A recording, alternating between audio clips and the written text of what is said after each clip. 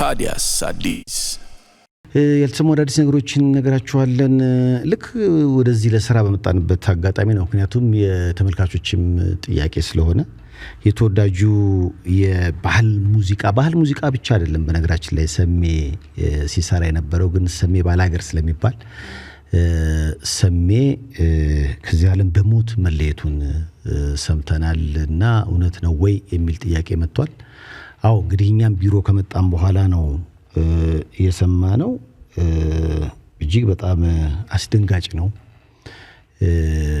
ይሆናል ተብሎም የማይታሰብ ነው የህይወት ነገር እንግዲህ እንደምታዩት ነው ጧት ታይተ ማታ የለህም እንግዲህ ተወዳጁ ድምጻ የሰማይን በለው ማረፉን ሰማን እናም ወደ መኖሪያ ቤቱም አካባቢ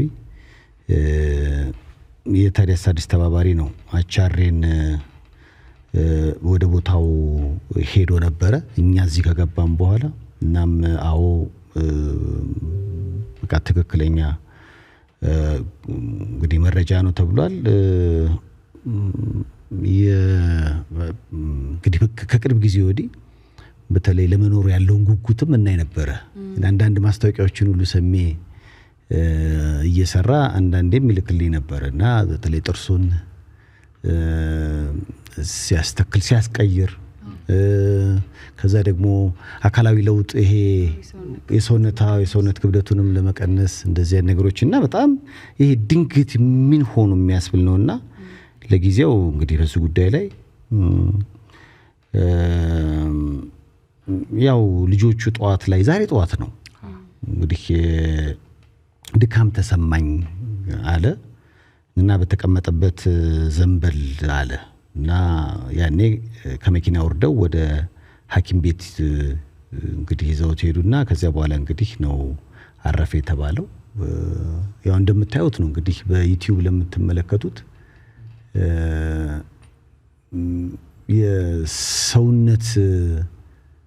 ሰውነቱን በተመለከተ በጣም አምሮበት ጥርሱን አስተክሎ እንግዲህ እኔ የምጠብቀው እንደውም ባለፈው ቃለ መጠይቅ ሳረግለትም ስለነበረ በጣም እኔ አዲስ ስራ ነው የምናስበው እንዲህ አይነት መርዶ ይመጣል ብለህም አታስብምና እንግዲህ በመታየት ሁኔታ በጣም መልእክቶችን ያስተላልፍ ነበር በኋላ ላይ ነው እንግዲህ ምን እንደተፈጠረም ለመግለጽ ድካም ተሰማኝ ነው የሚለው እናም ቤተሰቦቹ ወደ ሆስፒታል ይዘውት ሲሄዱ ነው ከመኪና ወርዶ ወደ ሐኪም ቤት ከገባ በኋላ ነው ወዲያው አረፈ የተባለው እና ይሄ እንዲህ ነው ለማለትም አሁን በተለያውም ባለንበት ሰዓት መረጃ ማግኘት አልተቻለም ብዙዎች ምንድነው አደጋ ነው አይነት ነገር ነው የሚመጣው ጥያቄ ምክንያቱም ሶሻል ሚዲያ ላይ ብዙ ጊዜ የጠፋ እንኳን ሰው ሲሆን ምንም መረጃ አይኖርህም ግን ሰሜ በቃ ስለ ጥርሱም መረጃ ይሰጣል ስለ የተከታተላቸው ስላላቸው ነገሮች ሁሉ መረጃ ይሰጣል ቅርብ ነው ለሚዲያው ቅርብ ስለሆነ ሰዎች ለዚህ ነው እንግዲህ ባለማመንኛም ጋር እየደወሉ እኔ ራሴ አሁን ወሬውን ከትልቅ ሚዲያዎች ሰምቼ እንኳን ከቻሬ ጋር ተደዋውለን እንግዲህ ለምን ነገር ቤት መሄድ ነው ያለ ባንዳንድ ከሆኑም ቦታዎች ላይ ነገሮች ተወርተው ካሁን በፊት ሳይሆኑ የቀሩበት አጋጣሚ ያለና ባለማመን ማለት ነውና አዎ እንግዲህ መኖሪያ ቤቱ ሄዶ እንግዲህ አረጋግጦ ስለነገረን ነው እኛም ለተመልካቾቻችን ለአድማጮቻችን የተረጋገጠ ጉዳይ የምንነግራችሁና በጣም አሳዛኝ ነው አድናቂዎቹ ቤተሰቦቹ የሚያስደነግጥ በጣም ሊታመን የማይችል ያልተጠበቀ ነው ህመም ቢኖር ወይ እንዲህ ሰዎች ይዘጋጃሉ አሁን አድናቂዎቹንም መቀበል የከበዳቸው ለዛ ነው እና ለጤናውን ለመጠበቅ በጣም በቁርጠኝነት በሚባል ደረጃ ነበር ብዙ ነገር ሲሰራ ተንቀሳቃሽ ቪዲዮዎችን ስንመለከት የነበረው በአጭር ጊዜ ውስጥም ደግሞ ብዙ ቁጥር ያለው ኪሎ ነበር ቀንሶ የተጋራ ነውና ያው ታሟል ሰማንም አሁን እንደዚህ በፍጥነት መሆኑ የሚያስደነግጥ ጉዳይ ነው እንግዲህ ያው ባለ መረጃ መሰረት አንዳንዶችም እየጠየቁ ስለሆነ ቀብሩም እንግዲህ ነገ በቦሌ ቡልቡላ መድኃኔዓለም እንደሆነ ነው እንግዲህ የሰማነው። ሰዓቱን በተመለከተ ተለዋጭ ሐሳብ ሊኖር ስለሚችል ያው እንደሰማን እነግራቸዋለን። የተመልካቾች የአድማጮችም ጥያቄ ስለሆነ በአርቲስት በተወዳጁ አቀንቃኝ በሰማኸኝ በለው በሰሜ ህልፈት ታዲያስ አዲስ የተሰማውን ሐዘን እየገለጸ ለቤተሰቦቹ ለአድናቂዎቹ በአጠቃላይ መጽናናትን ይመኛል። እንግዲህ ይሄ ጠዋት ላይ ዛሬ የተሰማ እኛ ከገባም በኋላ የሰማነውና ምናልባት እዚህ ከመግባታችን ከ30 ደቂቃ በፊት ያረጋገጥነው ቤት ሰው መላክ ስለነበረብን ማለት ነውና በጣም አስደንጋጭ ነው። የብዙዎች ጥያቄ ስለሆነ አዎ የሰማችሁት እውነት ነው ለማለት ነው። ተወዳጁ አቀንቃኝ ሰማኸኝ በለውን ሞቅ አድርጋችሁ ተቀበሉኝ። ሰሜ ወደ መድረኩ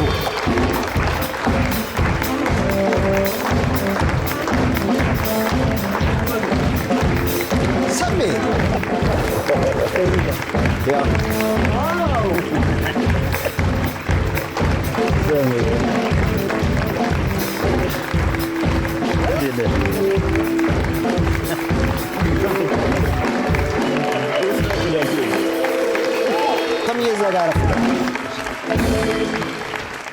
አየህ የድሮ ጓደኛና የድሮ ዕቃ ውድ ነው ይባላል። አንዱ ይሄው ነው እኮ ውድ ነው አይደል? ለሰሜ ባታ ምን ይዘህለት መጣ? አሴ እንግዲህ መቼም ያስታውሰዋል። እንዴት ነው? በስመ አብ ይሄ ነው ሰርፕራይዝ።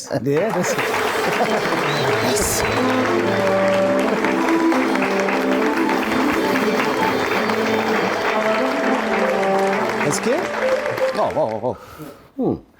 የሚገርም ዋው የሚገርም ነው። ምን ስትሉ አሰባችሁት? ይህስ ፎቶ ማጋ ነበር? እንግዲህ መቼም እና ቻርሊ እኮ ፈልፍለው አያጡም እኮ። ስለዚህ የኮሚቴው ስጦታ ነው። ኮሚቴው ጠቅላላ ከባድ ነው። ሰርች ያደርጋል ብዙ ነገር ኮሚቴው ለየት ያለ ነው። ስታገኛቸው በትዝታ ወደ ኋላ ተመለስ ካሴ?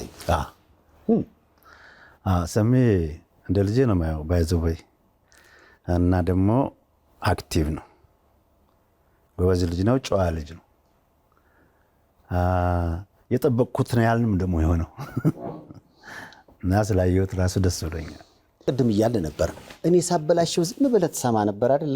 አንቱ እየዋል ከጀርባው እያወካው ነበር። ለአድናቄ ለሰሜ እባክህ በጣም ነው የሚያደንቀኝ። እባክህን ያቦካሁትን አንተ ጋግረው ትበላዋለህ። ይበሉታል።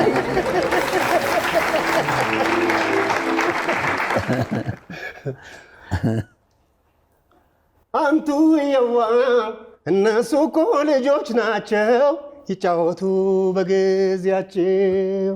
አቤት ያሳደገን ዘፈን ነው። ከዛ በኋላ እንግዲህ በኑሮ ላይ መቼም በህይወት ከፍታም ዝቅታም አለ። ሰሜ ብዙ ነገሮችን ከዛ በኋላ አጋጥሟል። እንደዛ ነገሮችን ሰማ። ለምሳሌ የታሰርክበት አጋጣሚ ነበር ሰሜ ያስታውሳለሁ። እንዲህ ነገሮችን ስትሰማ አትላንታ ሆነ የነበረ መቼም ወዳጅ ነው ብዬ ስለማስብ ነው። አግኝቼው ነበር ከመታሰሩ በፊትም ከመታሰሩ በፊት አሜሪካ መጥቶ እና አንዳንድ ነገሮች ይዛ ስሰማ እንዲያውም እንዳትሄድ ትንሽ ቆይ ብዬው ነበር። ምክንያቱም እኔ ሰሜን አውቀዋለሁ፣ ግን አንዳንድ ጊዜ ሀፕን የሚሆነውን አታውቀውም በሰው ውስጥ የሚደርሰውን። ግን እንደነገረኝ ከሆነ ስለማምነው ብቻ በቃ ይሄ ከሆነ ትንሽ ቆየ ብዬ ስለው ምንድነው የምቆየው አለኝ። ለምንድነው የምቆየው አለኝ። በቃ ምንም አላደረኩም። አይ በቃ እንደሱ ካልክ ሰሜ ሄድ ያልከው በራር በቃ አልኩት። አስደሰተኝ ራሱ ንግግሩ ራሱ ወኔው ኮንፊደንሱ አለማድረጉን ያን ነገር በኮንፊደንስ በቃ ሲለኝ በቃ ሄድ አልኩት። ሄደ። እንደገባ ደወለልኝ። ያው ሰሜ በጣም ጥሩ ልጅ ነው። ሰሜ ምንድን ነው የምሰማው? አልበም ካሁን በኋላ አላወጣም አለ ሰሜ። እውነቱ ውሸት? ሙሉ አልበም አልሰራም። ያው ግን እኮ ነጠላ ዜማው ተደርቦ ጋቢ ሆኗል። አልበም ለምን ማለት ወደ 20 ምናምን እኮ ነጠላ ዜማ ሰርቻለሁ። ከዛ በኋላ አልበም ግን የለም። አልበም የለም። በቃ አልበም ሳትሰራ ነው የሙዚቃ ህይወትህን የምትቀጥለው ማለት ነው ከዚህ በኋላ? አዎ። ለምን? ምክንያቱም ይሄ ኮፒራይት ኢትዮጵያ ውስጥ ምንም አዋጭ አይደለም። የማህበረሰቡን ግንዛቤ ካላዳበር ነው በስተቀር ከኪሳራ ያለፈ ነገር የለውም።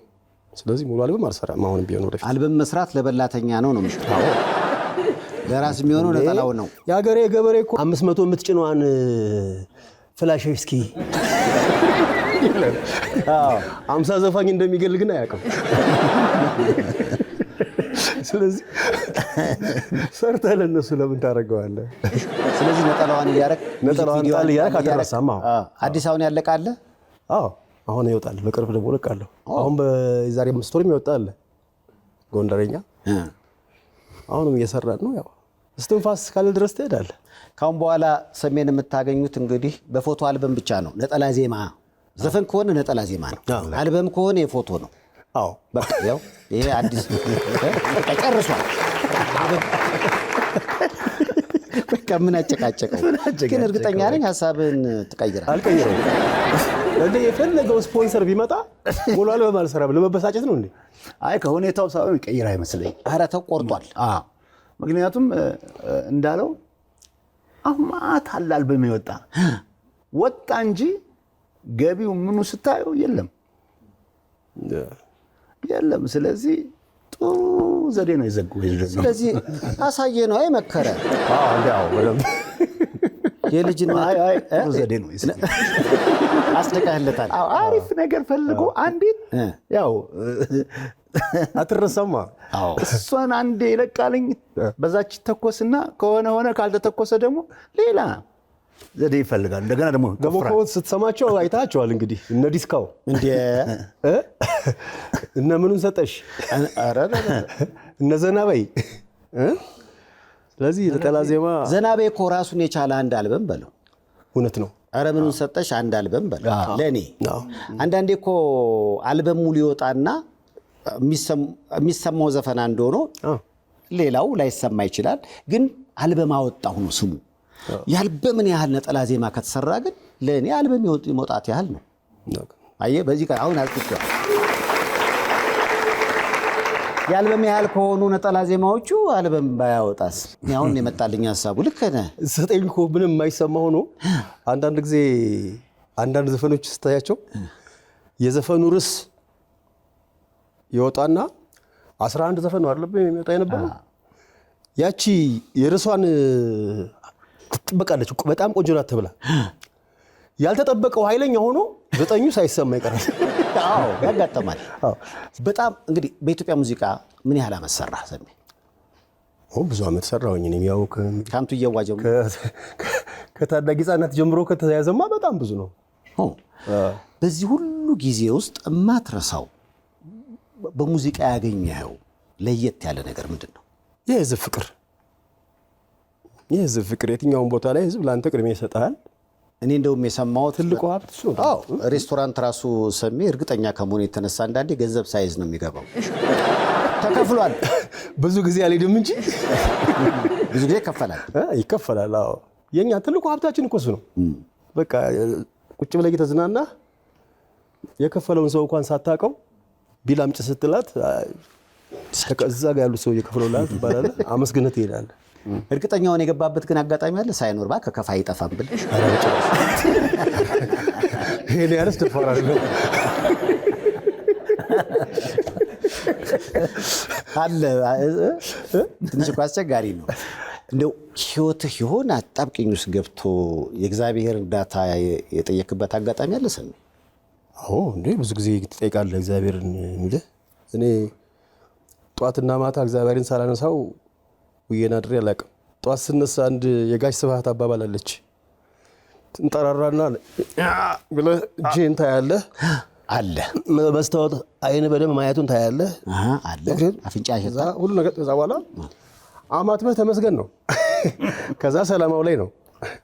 ማታም ሰላም አሳድረኝ ነው። ስለዚህ ብዙ አጣብቂኞች አጋጥመው ሊያውቀው ይችላሉ። በጣም ከባድ ግን ተሻግሬያቸዋለሁ። በህይወት በጣም ማትረሳው ህይወት አጣብቂኝ ውስጥ የሆነበት አጋጣሚ መቼ ነው? ህይወቴ አጣብቂኝ ውስጥ የገባበት ብዙ ናቸው። በተለይ ምንም በማላቀው አሜሪካን ሀገር ከ11 ዓመት በኋላ ያውቃል እንግዲህ ያን ታሪክ ከ11 ዓመት በኋላ ፋይሉ ከተዘጋ ከ11 ዓመት በኋላ ክስ ተመስርቶ የታሰርኩበት ከአሜሪካ መጥቼ የገባሁበት ማለት ነው። ያው ትልቁ አጣብቂኝ እሱ ነበር። የመወሰን ነገር ገባ እና ጌታ ሆይ ከልጆቼ ጋር እንድኖር መልካም ፍቃድህ ከሆነ ወደ ሀገሬ በሰላም ልግባና እስሩንም አቀልልኝ አልኩኝ። የተፈረደብኝ 4 ዓመት ነው። እዛ ሆኜ እንግዲህ 4 ዓመት ተፈረደ።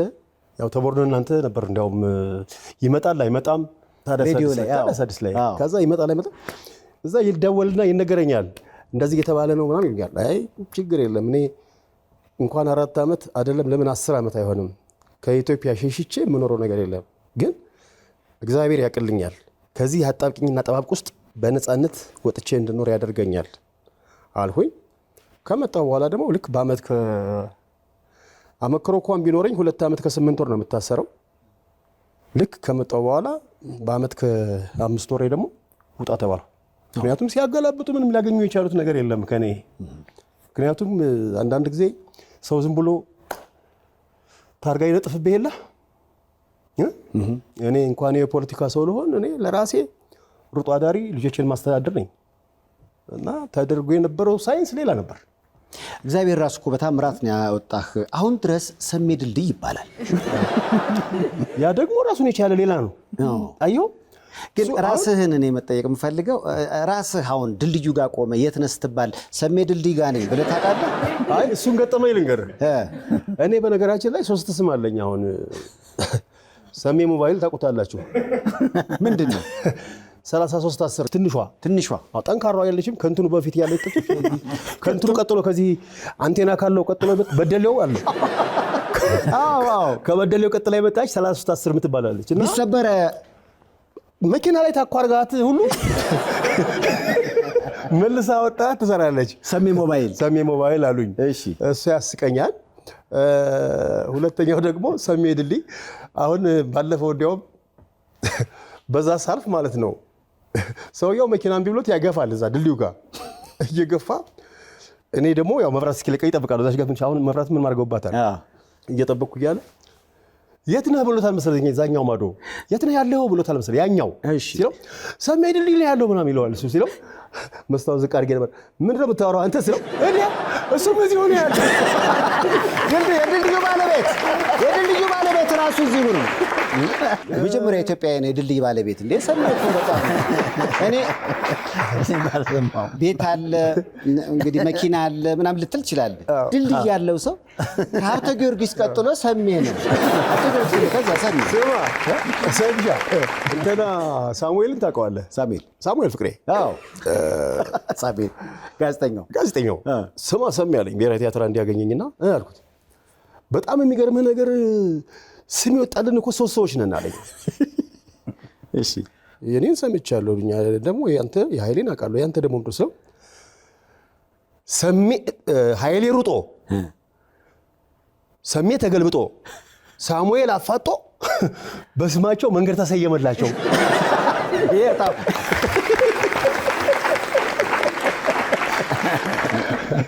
አሁን በሌላው ዓለም ላይ እኮ ስትሄድ አሜሪካ የሮናልድ ሬገን አይነት ክብር ሮናልድ ሬገን አሁን አየህ ማረፊያ አላቸው። ሰሙት ማየቴ በጣም ደስ ይላል።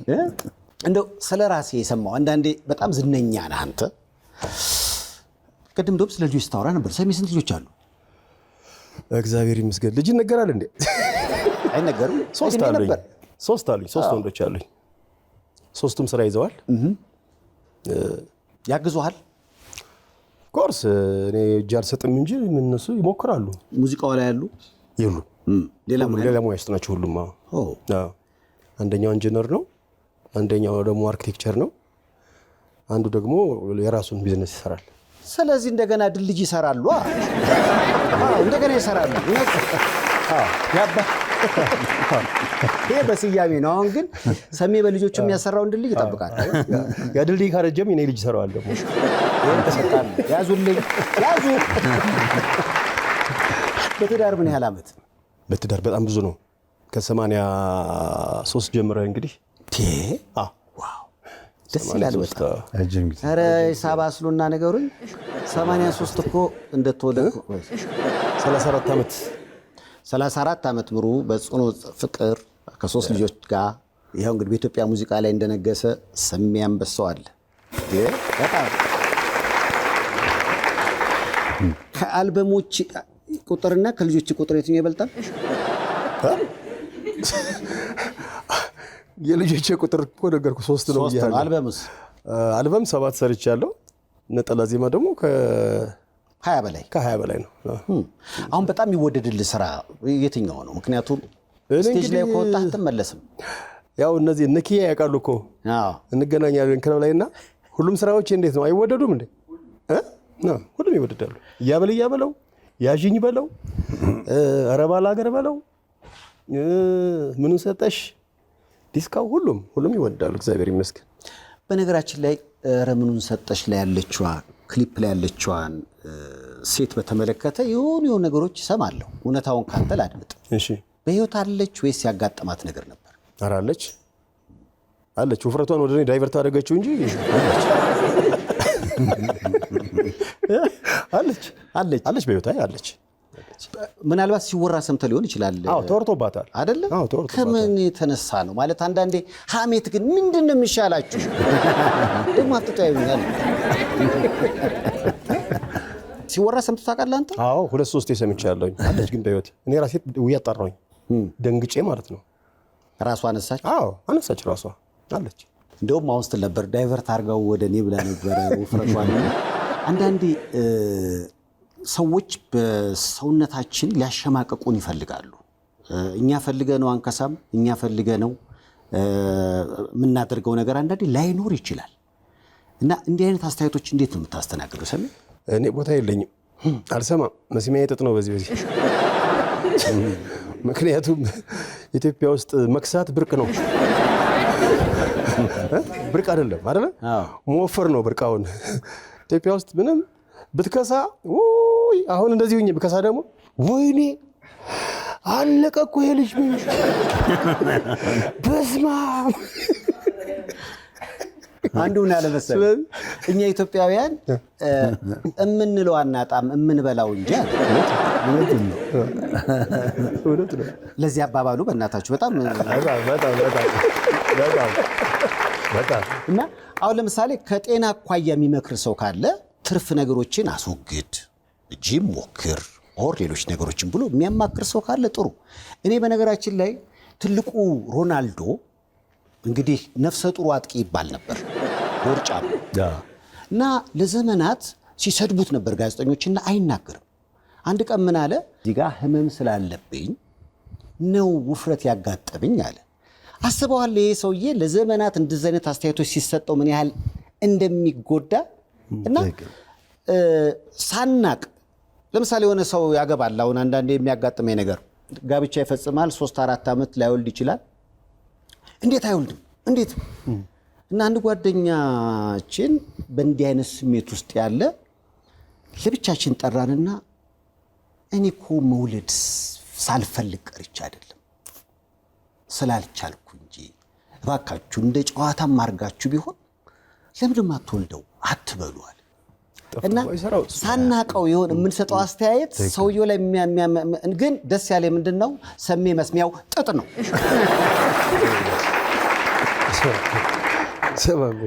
ስኳር የለብኝ፣ ግፊት የለብኝ፣ ምንም 6ቱም ጸረ በሽታዎች ነፃ ነኝ ከ6ቱም።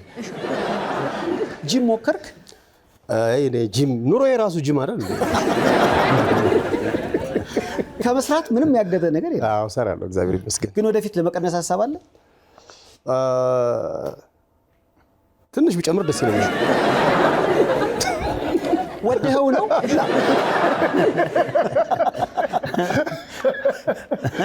እኔ ግን ሳትፈልገው የመጣ እንጂ መሰለኝ ፈልገዋል። አይ በነገራችን ላይ ውፍረት ፈልገው አይመጣም።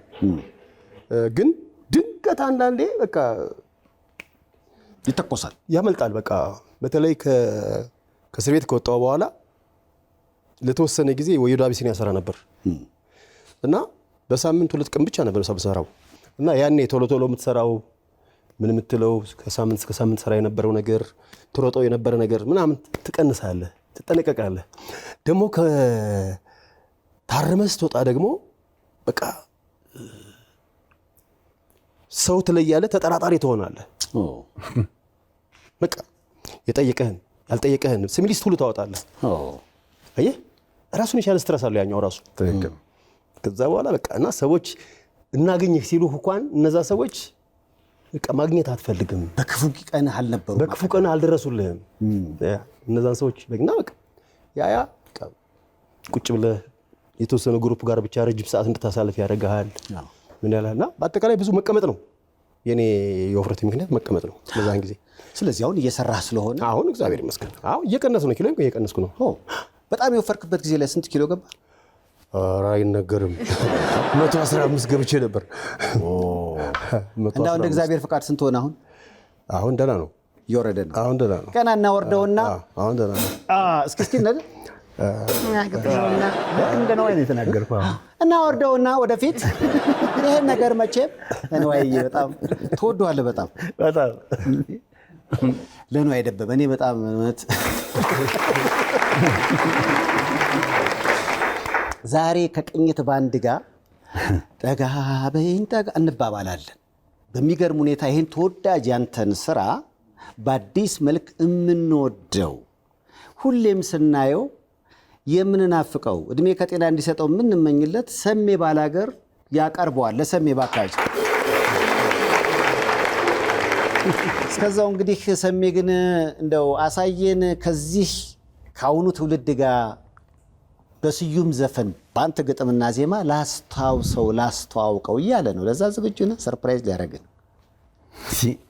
በጣም በኩራት ነው ቁጭ ብዬ የማዳምጠው እንጂ ምን የምትለው ነገር አለ? ስንብት እግዚአብሔር ይመስገን፣ እግዚአብሔር ይመስገን፣ እግዚአብሔር ይመስገን፣ እግዚአብሔር ይመስገን ለዚህ ያደረሰን ለዚህ ያደረሰን እግዚአብሔር ይመስገን። ላንተ ከመልእክቶች በኋላ ሰይፉ በኢቢኤስ አሳየን እድሜ ከጤና ይስጥ በሉት፣ ተወዳጁን ሰሜንም አመስግኑት። ከመልእክቶች በኋላ እንመለሳለን። አዲስ